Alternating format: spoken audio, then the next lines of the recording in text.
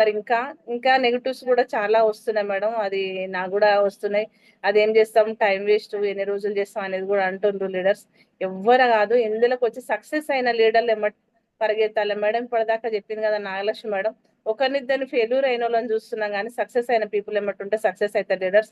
మంచి నిర్ణయం తీసుకోండి. రాధా మేడం చూడండి ఎంత యాక్టివ్ గా మాట్లాడి నేను గెలిపిస్తా అనేది.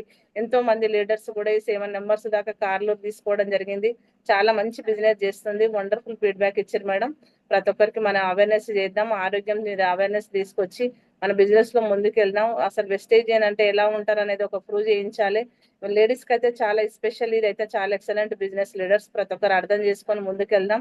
థ్యాంక్ యూ రాధా మేడం, చాలా వండర్ఫుల్ గా మాట్లాడారు. మనకు తెలియక కొన్ని మన మిస్టేకులు తెలియక చేసినాం అనేది కూడా మేడం ఎక్స్క్యూజ్ చేసింది. తెలిసి మాత్రం తప్పు చేయము, ఏదైనా సరే తెలియక కాబట్టి ఒక మదర్ లాగా మనకు చెప్పడం జరిగింది. అది మన లోపల మార్పు చేసుకొని మన పార్ట్నర్స్ కూడా మన నేర్పించే బాధ్యత మన మీదనే ఉంటది కాబట్టి thank you madam, wonderful feedback madam. Next leader invite చేస్తున్నా.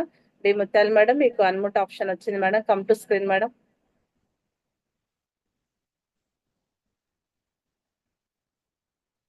గుడ్ మార్నింగ్ మేడం, వాయిస్ క్లియరా?